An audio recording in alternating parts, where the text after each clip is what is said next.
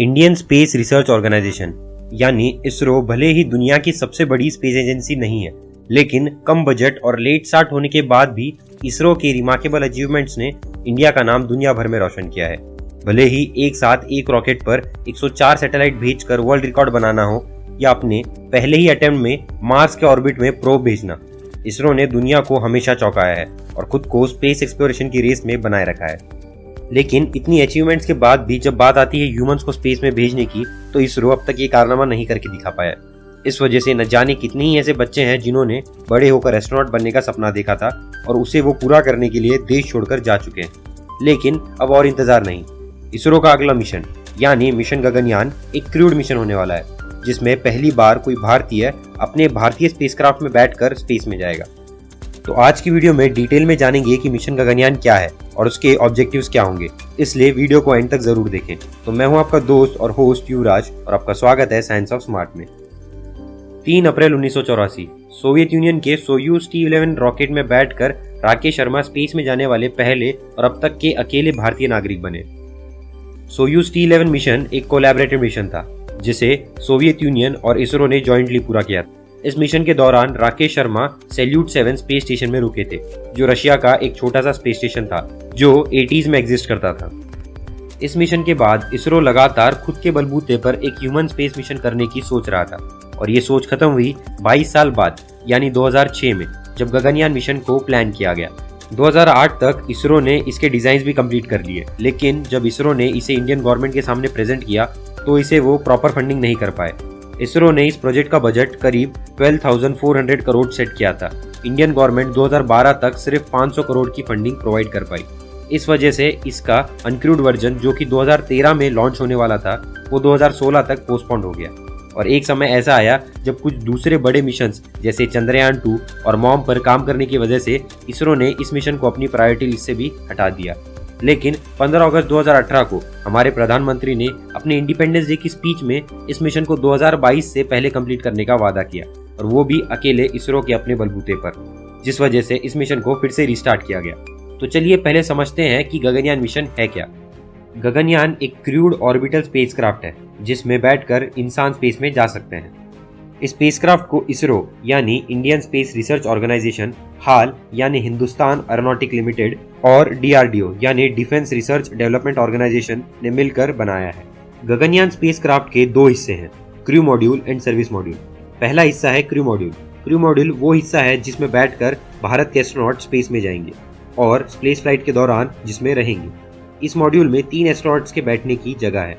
Crew module का वजन करीब 3,725 किलोग्राम है, जो कि एस्ट्रोनॉट्स के बैठने और उनके सेफ्टी इक्विपमेंट्स रखने के बाद करीब 5,300 किलोग्राम हो जाएगा। दूसरा हिस्सा है service module. Service module spacecraft का वो हिस्सा है जहां पर स्पेसक्राफ्ट को चलाने के लिए लगने वाला फ्यूल रखा जाता है। ये मॉड्यूल स्पेसक्राफ्ट से अलग भी हो सकता है। सर्विस मॉड्यूल का वजन करीब 2,900 किलोग्राम है, यानी पूरे गगनयान स्पेसक्राफ्ट का वजन करीब 8,200 किलोग्राम हो जाएगा। क्रू मॉड्यूल और सर्विस मॉड्यूल की डिजाइनिंग हाल और इसरो ने मिलकर की है, जबकि DRDO ने स्पेस में जा रहे एस्ट्रोनॉट्स को वहां लगने वाली necessary technology, radiation measuring devices, space grade food और बाकी इक्विपमेंट्स प्रोवाइड किए हैं। अब बात करते हैं इसके लॉन्च के बारे में। ह्यूमन लाइफ का रिस्क होने की वजह से इस स्पेसक्राफ्ट को लॉन्च करने से पहले इसका एक अनक्रूड वर्जन लॉन्च किया जाएगा, जिसमें बाकी एजेंसीज की तरह जानवरों को ना भेजते हुए इसरो इसमें अपने बनाए एक ह्यूमनॉइड व्योमित्र को भेजेगा।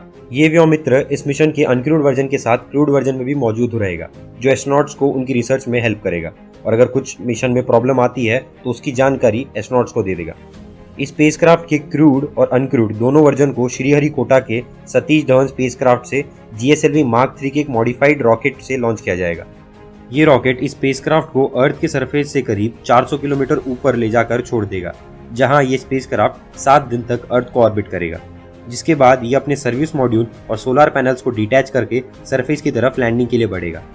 इस समय इसकी स्पीड करीब 216 मीटर पर सेकेंड होगी, जिसको कंट्रोल करने के लिए और स्पेसक्राफ्ट की सेफ्टी के लिए इसमें 2 पैराशूट सिस्टम लगाए गए हैं, जो कि इसकी स्पीड को कम कर 11 मीटर पर सेकेंड तक कर देंगे, और जिसके बाद स्पेसक्राफ्ट की बे ऑफ बंगाल में स्प्लैश डाउन लैंडिंग होगी। स्पेसक्राफ्ट का अनक्रूड वर्जन का ट्रायल इसी साल 11 जून को प्लान किया गया था, लेकिन कोविड के चलते इसे दिसंबर तक पोस्टपोन कर दिया गया है। इस स्पेसक्राफ्ट की सेफ्टी के लिए इसरो ने re entry space capsule, pad abort test और स्पेस क्रू इजेक्शन मैकेनिज्म भी डेवलप कर लिया है। लेकिन एस्ट्रोनॉट्स की ट्रेनिंग के लिए इंडिया में रिक्वायर्ड इक्विपमेंट्स और टेक्नोलॉजी नहीं है, जिस कारण 1 जुलाई 2019 में इसरो और रॉसकॉस्मोस की एक सब्सिडरी ग्लैब कॉस्मोस ने एक एग्रीमेंट साइन किया, जिसके अनुसार इंडियन एस्ट्रोनॉट्स की ट्रेनिंग रशिया में होगी। एस्ट्रोनॉट्स की ये ट्रेनिंग फिलहाल रशिया में चल रही है और इस महीने के एंड तक ये ट्रेनिंग कंप्लीट होने वाली है। एस्ट्रोनॉट्स की ट्रेनिंग के अलावा ग्लैब कॉस्मोस इसरो के एस्ट्रोनॉट्स के लिए स्पेस सूट और लाइफ सपोर्ट सिस्टम प्रोवाइड करने में भी हेल्प करेगा। अगर सब कुछ ठीक रहा तो गगनयान स्पेसक्राफ्ट का क्रूड वर्जन का लॉन्च अगले साल यानी 2022 की शुरुआत में किया जाएगा। और अगर इसरो ये करने में कामयाब रहा तो भारत, अमेरिका, रशिया और चाइना के बाद ह्यूमंस को स्पेस में भेजने वाला चौथा देश बन जाएगा और अपने पहले ही अटेम्प्ट में ऐसा करने वाला दुनिया का पहला देश। So let's hope for the best. आज के वीडियो में बस इतना ही। अगर वीडियो यहाँ तक देख लिया है तो इसे लाइक करें, अपने दोस्तों के साथ शेयर करें और चैनल को सब्सक्राइब कर नोटिफिकेशन बेल को ऑल पर कर दें। पिछले वीडियो में पूछे गए क्वेश्चन का सही आंसर देने वाले व्यूअर्स का नाम है राकेश शाहने, आकाश मोरे और श्रीकांत तिड़के। आज की वीडियो का क्वेश्चन वीडियो के डिस्क्रिप्शन और फर्स्ट कमेंट में, तो जल्दी से जाकर क्वेश्चन का सही आंसर दें। मैं मिलूंगा आपको अगली वीडियो में, तब तक के लिए देखते रहें साइंस ऑफ स्मार्ट।